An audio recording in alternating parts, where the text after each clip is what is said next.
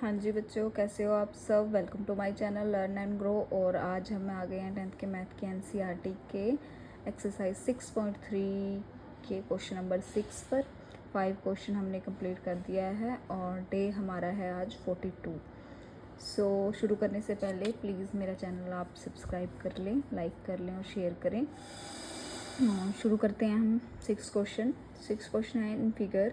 If ABE congruent is triangle ACD, show that AD is similar to ABE. सो हमें जो है ADE ये ऊपर वाली ट्रायंगल पूरी ABC के सिमिलर हमने बतानी है। ये हमें फिगर दिया हुआ है। हमें ये दिया हुआ है AB is congruent to ACD, ठीक है, ये दिया हुआ है। तो बाय CPCT, मतलब बाय CPCT क्या होता है। CPCT पहले मैं आपको बता दूं, कहते हैं corresponding parts of congruent triangles are equal. मतलब बाय CPCT के रूल से हिसाब से अगर हमें दो ट्रायंगल्स जो हैं वो कॉन्ग्रुएंट दी हुई हैं तो उनकी जो कोरोस्पोंडिंग साइड्स हैं और एंगल्स हैं वो भी इक्वल होंगे। मतलब क्या हुआ, अगर ABE जो है कॉन्ग्रुएंट है ACD के, तो जो AB है वो AC के इक्वल होगा, ठीक है, और जो AE है वो भी AD के इक्वल होगा। ये दोनों हमारे पास साइड्स इक्वल होंगी। नाउ हम करेंगे, मतलब इनको हम रेशो करेंगे AD upon AE, right, AC upon AB। ये हमने कर लिया क्योंकि A जो है दोनों ट्रायंगल्स में, इस ट्रायंगल में और देखो इस ट्रायंगल में A हमारा सिमिलर है, इनके एंगल भी हमारे पास मतलब सिमिलर हो गया। तो मतलब लगाओ, अगर हम BAC ट्रायंगल और DAE ट्रायंगल है, ये तो हमारा ये सेम एंगल है, ये तो बराबर ही होगा इसका मतलब। तो बाय क्योंकि दो साइड्स हमारे पास सिमिलर आ गई और एक एंगल सिमिलर आ गया, तो हमारे पास ट्रायंगल ADE जो है सिमिलर होगा एक ट्रायंगल ABC के बाय CS, मतलब साइड एंगल साइड सिमिलरिटी के हिसाब से, ठीक है। ये हमारा है 6 क्वेश्चन। अभी आ जाते हैं 7 क्वेश्चन। 7 में हमें फिगर दिया हुआ है और कहा हुआ है altitude AD and CEO ABC intersect each other at the point of P। हमें पहले पार्ट्स में इन्होंने पूछा है कि हमें बताना है कि क्या AEP, देखो AEP ये वाली ट्रायंगल, CDP ये ट्रायंगल और ये ट्रायंगल सिमिलर बतानी है हमें पहले, ठीक है। सबसे पहले जो हमारा AEP है ये है 90 डिग्री, ये 90 डिग्री है क्योंकि जो CE है ना, ये C ही है, ये AB के ऊपर टिका हुआ है, मतलब ये 90 डिग्री का हमारे पास है, ठीक है। तो सबसे पहला हमारे पास जो ये ट्रायंगल आ गया, ये तो 90 डिग्री का आ गया मतलब, ठीक है। और अब आ गया CDP, ये भी हमारे पास 90 का, क्योंकि जो AD है, देखो AD है ये हमारा BC के ऊपर टिका हुआ है, ठीक है, BC के ऊपर टिका हुआ है AD, इस BC के ऊपर ये वाली लाइन है, तो ये भी 90 डिग्री का, मतलब ये एंगल तो है इसके इक्वल, ठीक है, ये एंगल इक्वल हो गया, ठीक है।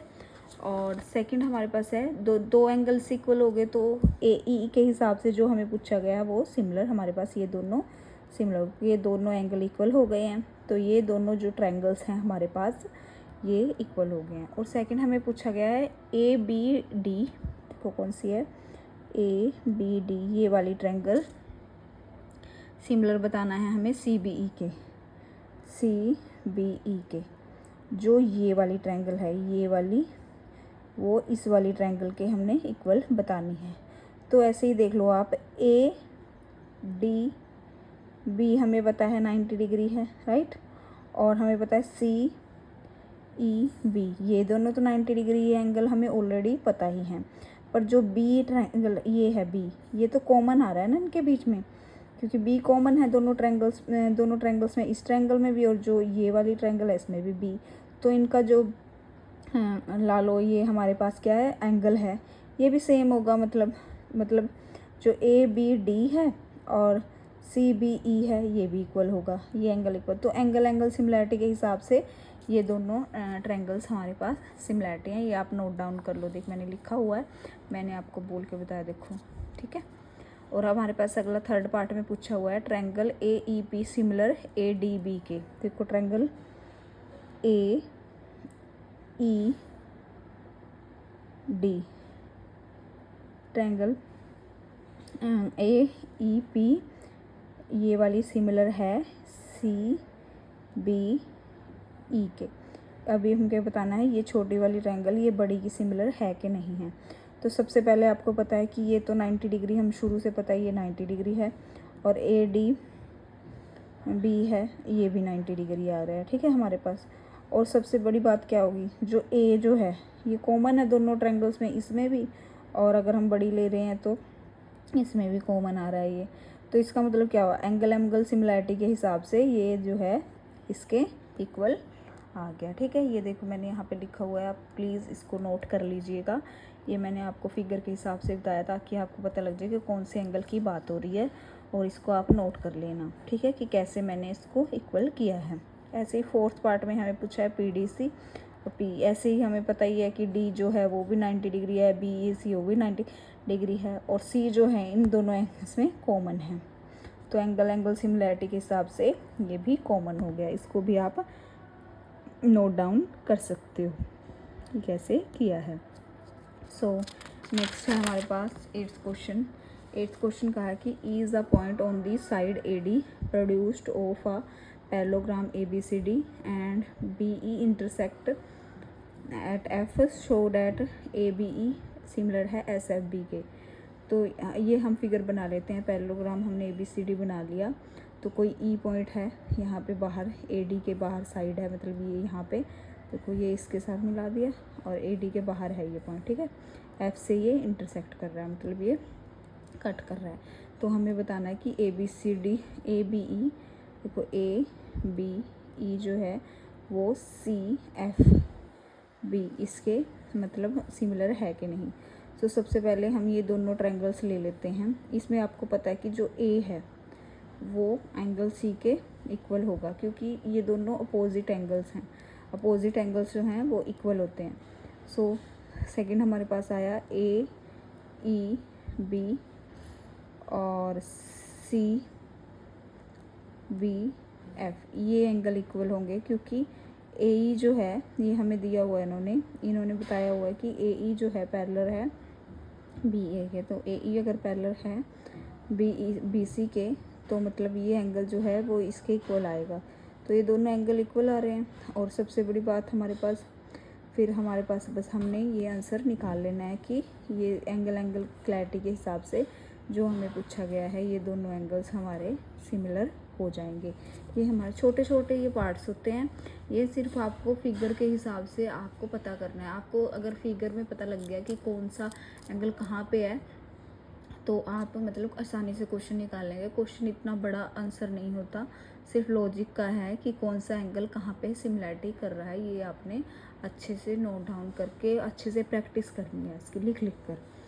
सो अगला है नाइन्थ क्वेश्चन में हमें पूछा गया कि एक फिगर इन्होंने दे दी है कि A B C and M P R the two right angles at B and M respectively. ये हमें दिया हुआ है इन्होंने, और इन्होंने हमसे पहले पार्ट में पूछा है कि ए बी सी जो है यो ए एम पी के सिमिलर है कि नहीं है।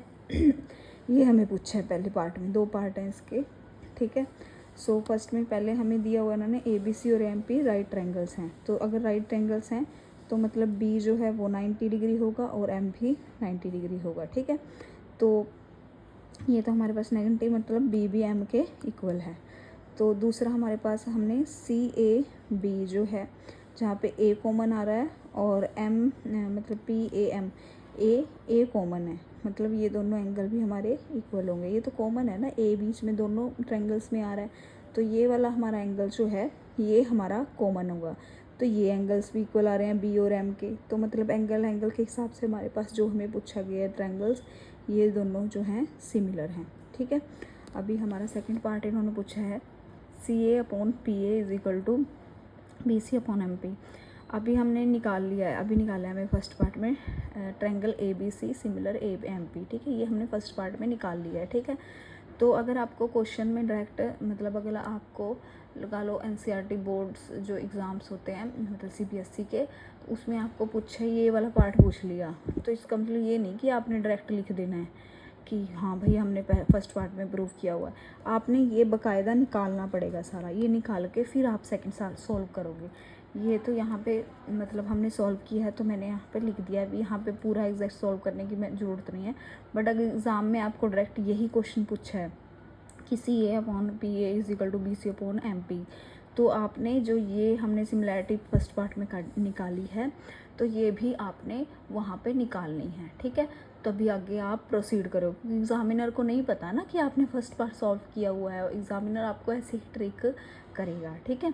सो ये हमने निकाला है ABC। तो बाय CPCT मतलब कोरोस्पोंडिंग कॉन्जुगेट ट्रायंगल्स आपको पता है, तो इनकी साइड सेम होगी। मतलब जो AC है वो AP के इक्वल होगा, जो AC है वो AP के इक्वल है, और BC जो है वो MP के इक्वल होगा, BC जो है वो MP के इक्वल होगा, ठीक है। ये हमारी सारी साइड सेम होंगी तो हमारे पास ये आंसर निकल जाएगा। और आपने प्लीज़ ये याद रखना है कि आपने अगर आपको सेकंड पार्ट पूछा है तो आपको फर्स्ट पार्ट पूरा सॉल्व करना ही पड़ेगा, तभी आपका सेकंड निकलेगा। और क्वेश्चन में आपको नहीं बताएंगे वो कि हम सेकंड पार्ट पूछ रहे हैं, वो डायरेक्ट पूछ लेंगे भाई ये फिगर दे के कि ये बताओ कैसे है। तो आपने सबसे पहले ये ट्रायंगल इसके इक्वल मतलब इसके सिमिलर प्रूव करनी है, फिर आप डायरेक्ट ये सिंपल सा आपका आंसर जो है वो निकल आएगा, ठीक है। सो आज हमारे 9 क्वेश्चन हमने कर लिए हैं। कल 6 से 7 के बीच में हम लाइव सेशन में इसको पूरा कंप्लीट कर लेंगे जितने हमारे क्वेश्चंस रहते हैं। सो तब तक के लिए आप प्लीज़ मेरे चैनल को सब्सक्राइब करें, लाइक करें और शेयर करें। और अगर आपको कुछ समझ नहीं आ रहा तो आप कमेंट करके प्लीज़ मुझे बता सकते हैं, और मेरे चैनल को सपोर्ट ज़रूर करें। Thank you so much.